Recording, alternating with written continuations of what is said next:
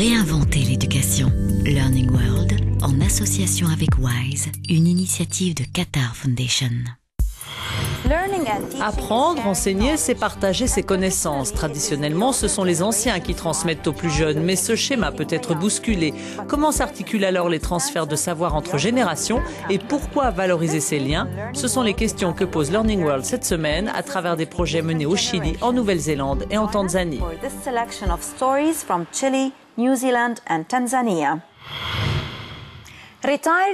À l'heure d'un débat sans précédent sur la réforme de l'éducation au Chili, un projet novateur mise sur des enseignants retraités pour dispenser une éducation de base aux enfants défavorisés. Dans certaines zones rurales, les jeunes ont en effet difficilement accès à la scolarisation primaire. Regardez.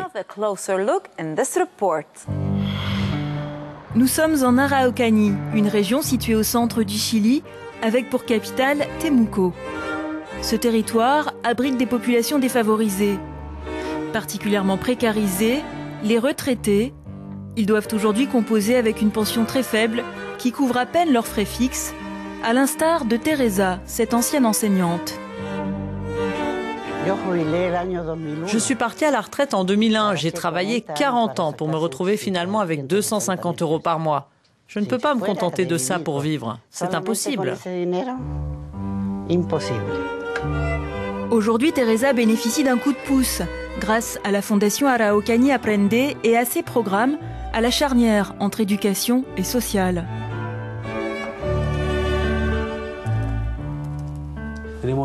On a des enfants socialement vulnérables avec des lacunes en matière d'éducation. Et d'un autre côté, on a ce groupe de retraités qui s'avèrent être de très bons travailleurs et disponibles. Notre idée, c'est de payer le professeur retraité 2 $ pour chaque mot que l'élève apprend, jusqu'à ce que l'enfant atteigne les objectifs fixés.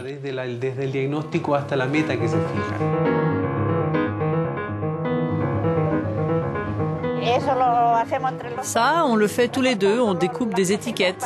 C'est pour les enfants analphabètes, ils ont pris l'habitude de voir ces étiquettes à la télé. Ils voient les logos et après, ils pourront les reconnaître en les lisant.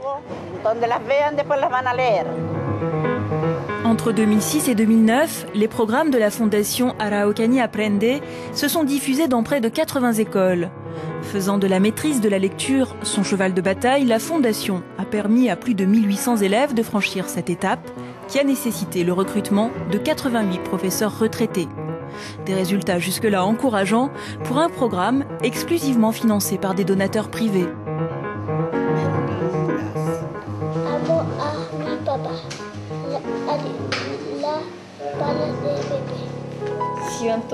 Je sens que maintenant, il y a une partie de moi qui peut lire automatiquement.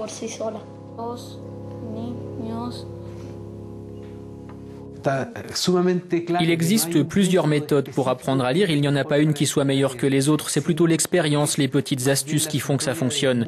L'évaluation des résultats obtenus dans la capacité de lecture des enfants se fait selon des critères définis par le ministère de l'Éducation. Avant, je ne pouvais pas comprendre ce que je lisais. J'étais perdu. Et aujourd'hui, tu peux lire combien de mots à la minute? Maintenant, 155.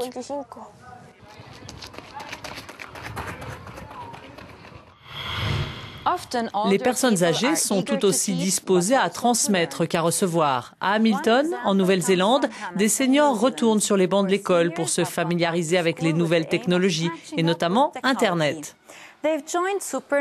Ici, ce sont des jeunes qui transmettent à leurs aînés une idée chère au projet Supernet, au cœur de ce deuxième reportage de Learning World.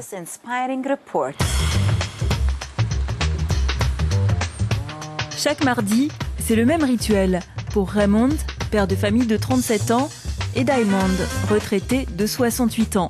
Ils se rendent dans le centre d'Hamilton pour 2 heures de Supernet, un cours d'informatique spécialement conçu pour les seniors. Raymond les initie notamment à la navigation sur Internet.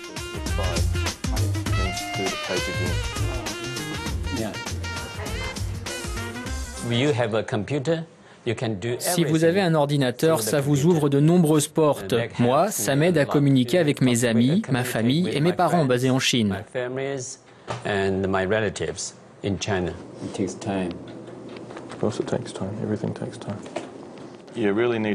Il faut revenir au b.a.-ba, il faut tout expliquer en détail et ne pas hésiter à répéter et réexpliquer. Patience, bienveillance et goût pour la transmission sont ici les maîtres mots.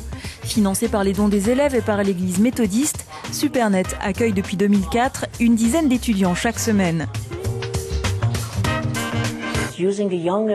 Les jeunes ont plus d'énergie et font davantage preuve d'empathie avec les anciens. C'est pourquoi on privilégie ce public chez les volontaires. Moi, par exemple, je crois que je perdrais plus facilement patience que ces jeunes. Et ce qui est bien avec eux aussi, c'est qu'ils apportent de nouvelles choses, de nouvelles idées. Et c'est un partage qui enrichit les cours. Pour Raymond, désireux de s'orienter vers l'enseignement, cette expérience s'avère précieuse. Elle lui permet de mettre le pied à l'étrier. Il doit bientôt débuter une formation en vue de dispenser des cours pour adultes. Quant aux personnes âgées, ce cours est aussi prétexte à sortir de l'isolement et à créer du lien social. Ils viennent aussi ici pour passer du temps, pour discuter après le cours. On mange ensemble et une fois par an, on organise une petite fête ici. Une fois de retour chez lui, Diamond révise ses dernières leçons sur PowerPoint. Lui aussi a un projet. Installé en Nouvelle-Zélande depuis 2 ans et demi, il souhaiterait enseigner l'anglais aux Chinois qui émigrent vers ce pays.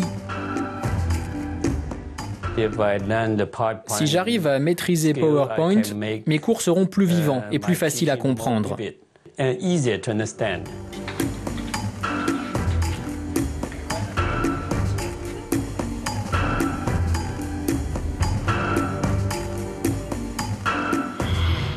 De la jungle du net, progressons à présent vers les forêts de Tanzanie. Les populations qui vivent au cœur de cet habitat depuis plusieurs siècles préservent leur culture grâce à la transmission orale.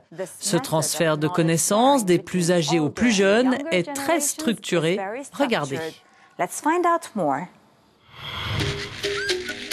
Les Maasai entretiennent un rapport privilégié avec la nature. Leur connaissance de la faune et de la flore est très pointue et forme un savoir qui s'enrichit au fur et à mesure qu'il se transmet, c'est-à-dire de génération en génération. Un véritable patrimoine culturel. Au sein de la société Maasai coexistent divers groupes d'individus.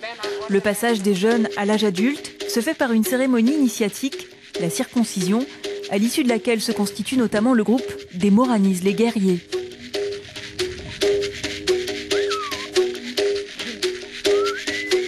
Dans la famille Toro-Kaliboy, 4 générations vivent sous le même toit. Baba Toro-Kaliboy est le chef de famille, le patriarche. Il est aussi le chef de la communauté. Certains de ses enfants sont aujourd'hui des Moranis. L'année prochaine, une nouvelle génération de guerriers doit être initiée et parmi eux, il y aura son plus jeune fils, mais aussi l'un de ses petits-fils. Ces groupes sociaux structurent la vie quotidienne. Les jeunes doivent prendre soin du bétail, les anciens les encadrent et les forment à d'autres activités. Les guerriers Moranis, eux, sont garants du bien-être et de la sécurité de la communauté.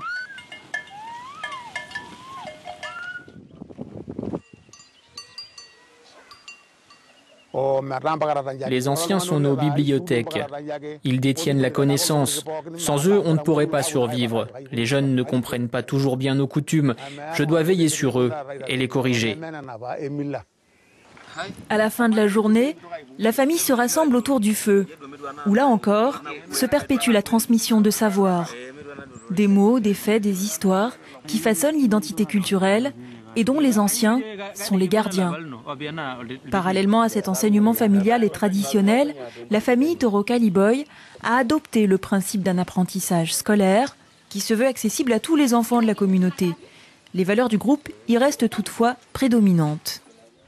On leur apprend le respect des parents, l'engagement. On ne tient pas à ce qu'ils abandonnent leurs activités comme la garde du bétail.